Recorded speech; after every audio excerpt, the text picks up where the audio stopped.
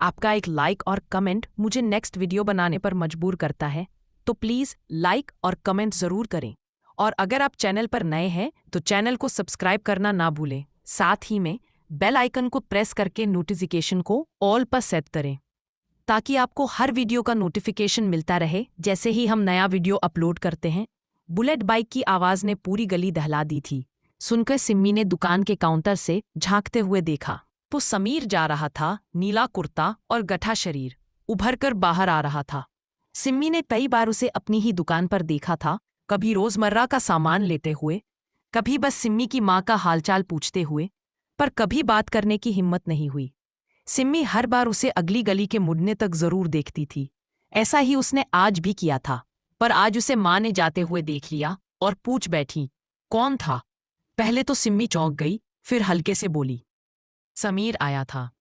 माँ के संतुष्ट होते ही सिम्मी के जान में जान आई। 18 साल की लड़की थी वो, जो अभी बचपन से निकलना शुरू ही कर रही थी, पर लड़कों से अच्छी खासी दूरी बनाए रखती थी, क्योंकि उसके पिता जब वो 5 साल की थी तभी उसे और उसकी माँ को छोड़कर चले गए थे। वो सदमा उसके दिल में आज भी जिंदा था, इसलिए वो हर मर्द को दोषी मानती थी। पर ना जाने समीर में क्या बात थी, वो स्कूल के दिनों से ही सिम्मी की हर चीज का ध्यान रखने लगा था, पर सिम्मी ने कभी उसकी इस चाहत को जाहिर नहीं होने दिया। अब जब स्कूल पूरा हो गया था तो वो समीर से भी दूर हो गई थी, जिसका अफसोस उसे अक्सर होता था। उसकी माँ के पास पैसे नहीं थे, ना शादी की बात आगे बढ़ पाई, ना पढ़ाई की, क्योंकि आमदनी का एकमात्र जरिया था वो छोटी सी किराने की दुकान, जो कि इस पतली सी गली में इकलौती थी। समीर सीधा सादा पर बड़ा ही हैंडसम जवान था। हर लड़की उसकी दीवानी थी, पर वो अर्पिता की आंखों का दीवाना था।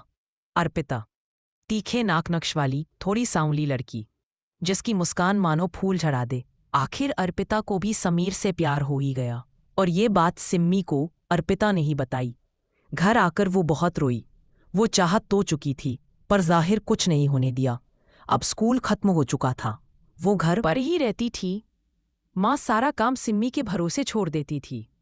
सिम्मी हर बार समीर को देख अपने दिल को समझा लेती थी, पर उदासी उसके चेहरे से चिपक कर रह गई थी, क्योंकि वो जानती थी वो उसके लायक नहीं। माँ भी जानती थी कि बेटी के दिल में प्यार है, पर वो कठोर बनकर खुद को दिखाती थी ताकि कोई उसकी मासूम बेटी का फायदा ना उठा सके। माँ जानती थी कि समीर अच्छा लड़का है, पर कुछ कर भी नहीं सकती थी। उसके जन्मदिन के दिन पहली बार सिम्मी और समीर की ठीक से बात हुई। समीर चाय की पत्ती लेने आया था। माँ नहा रही थी, तो सिम्मी को मजबूरन दुकान पर आना पड़ा। समीर ने मुस्कुराते हुए कहा, कैसी वो सिम्मी? सिम्मी का कलेजा मुंह को आने लगा। वो डिब्बे इधर उधर करने लगी ताकि दिल की खलबली छुप जाए। समीर ने थोड़ी ऊंची आवाज में फिर पूछा, कैसी हो? सिम्मी बोली, मैं ठीक हूं। समीर कुछ और पूछता उससे पहले सिम्मी ने पूछा, क्या चाहिए? मिलने तो आंटी से आया था, समीर बोला, पर अब चाय की पत्ती दे दो। सिम्मी ने पूछा, कितनी चाहिए? समीर बोला, 100 ग्राम का पैकेट दे दो। जब समीर ने ऊपर देखा तो सिम्मी उसी की तरफ देख रही थी। वो मुस्कुराया और बोला, क्या देख रही हो? सिम्मी चौंक गई और बिना पैसे लिए अंदर भाग गई। समीर बोला, अरे पैसे काउंटर पर रखे हैं, उठा लेना। अंदर आकर सिम्मी की सांसें रुक नहीं रही थीं। दिल मानो हलक में अटक गया था। माँ बाहर आई। कौन था? सिम्मी के मुंह से आवाज ही नहीं निकली। माँ बोली, क्या हुआ, हाथ क्यों कांप रहे हैं? सिम्मी ने बात टाल दी। कुछ नहीं माँ, चूहा पैर पर चढ़ गया था। उस दिन का जन्मदिन सिम्मी के लिए सबसे यादगार रहा। माँ के साथ खाना खाया, माँ ने तारीफ की।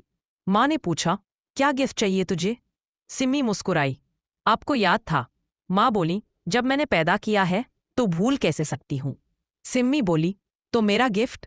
माँ हंसते हुए बोली, खुद ही पसंद करके खरीद लेना। थोड़ी देर बाद वो दोनों बाजार निकली। रास्ते में माँ बोली, ताला ठीक से लगाया? सिम्मी को याद आया, उसने ताला लगाया ही नहीं। वो झट से वापस उतरी, ताला लगाया और बैठ गई। माँ ने कुछ नहीं पूछा। सिम्मी मुस्कुराई, सोचा अगर माँ को पता चल जाता तो रास्ते भर के लिए टॉपिक मिल जाता। सामने की दुकान से झूमके देखने लगी, तभी अचानक एक लड़की से टकरा गई। लड़की का बैग गिरा। सिम्मी ने उठाकर चेहरा देखा। काले चश्मे में वही थी, अर्पिता। एक पल को सब रुक गया। अर्पिता छड़ी के सहारे खड़ी थी। सिम्मी की आंखें भर आईं। ये क्या हुआ अर्पिता? अर्पिता बोली, तू तो स्कूल के बाद गायब ही हो गई थी। दोनों लिपट गई। माँ बोली, अरे अब रोड पर ही सब करोगी क्या? इतने में पीछे से आवाज आई, अर्पिता तुम यहाँ क्या कर रही हो? सभी ने मुड़कर देखा। समीर खड़ा था। वो बोला, आंटी आप यहाँ? माँ ने हंसते हुए कहा, तुम और तुम्हारी अर्पिता दोनों अजीब हो। सब रेस्टोरेंट के अंदर चले गए। सिम्मी चुप रही, मन में तूफान था। वो सोचती रही, मेरी दोस्त भी दुख में है, समीर भी उसके साथ। अंदर समीर ने कहा, आंटी हमने अभी शादी नहीं की, क्योंकि मैं अभी खुद को इस हालत में जीना सीख रही हूँ। समीर और माँ की नजरें सिम्मी पर गईं। वो झुकी हुई थी, आंसू पोंछ रही थी। अर्पिता ने उसकी तरफ देखा और बोली, मुझे पता है तू मुझसे नाराज है, पर मैं क्या करूं? सिम्मी कुछ नहीं बोली, बस उसे गले लगा लिया। फिर समीर ने पूछा, आंटी आपने सिम्मी को गिफ्ट दे दिया? माँ बोली, अभी तो दिलवाने जा रही थी। अर्पिता मुस्कुराई, तो मेरी तरफ से भी दिला दो ना। समीर ने कहा, चलो सिम्मी। दोनों झुमके देखने गए। उधर अर्पिता ने सिम्मी की माँ का हाथ थाम लिया। बोली, आंटी मैं आपको माँ कह सकती हूँ। माँ की आंखें भर आईं, क्यों नहीं बेटी, जैसे सिम्मी है वैसे तू भी है। अर्पिता रो पड़ी, बोली, आज आपसे मिलकर लगा जैसे मेरी माँ मिल गई। माँ ने उसे गले लगा लिया। फिर अर्पिता ने मुस्कुराकर कहा, आंटी सिम्मी के लिए कोई लड़का देखा क्या? माँ चौंक गई, नहीं बेटी, कहाँ मिलते हैं आजकल अच्छे लड़के। अर्पिता बोली, अगर मैं कहूँ तो एक है। माँ ने पूछा, कौन? अर्पिता बोली, समीर। माँ हैरान रह गई। अर्पिता ने कहा, हाँ आंटी, मुझे पता है सिम्मी और समीर एक दूसरे से प्यार करते हैं, पर मेरी वजह से चुप हैं। माँ की आंखें भर आईं। अर्पिता बोली, मैं नहीं चाहती कि समीर मेरी इस हालत में रहे। वो सिम्मी के लायक है, आप ही इस बात को आगे बढ़ाइए। इतने में सिम्मी और समीर लौटे। सिम्मी झुमके दिखाने लगी। अर्पिता बोली, अरे पहन कर दिखाना। सिम्मी मुस्कुराई, कौन माँ? अर्पिता बोली, ये माँ।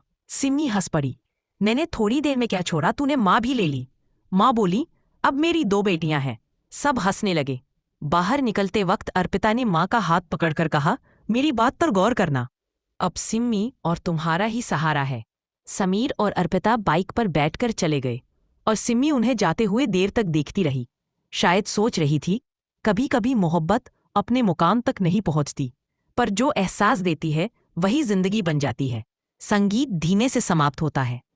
अगर आपकी भी ऐसी कोई लव स्टोरी है तो हमें इंस्टाग्राम पर भेज सकते हैं, लिंक डिस्क्रिप्शन में है। उम्मीद करता हूँ आपको ये कहानी पसंद आई होगी। अगर हाँ तो वीडियो को लाइक, शेयर और चैनल को सब्सक्राइब करना ना भूलें, क्योंकि आपका एक लाइक और कमेंट हमें अगली कहानी लिखने की हिम्मत देता है।